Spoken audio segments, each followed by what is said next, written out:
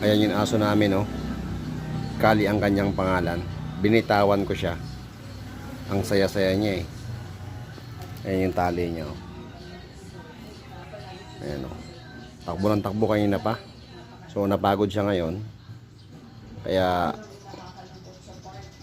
yan. Yan ang ginagawa niya ngayon. Kal. Kal. Ito muna. Sa kanya, alam na alam niya yung pangalan niya, eh. Kal. Diri ka. Ang galing. Diyan ka, diyan ka, diyan ka.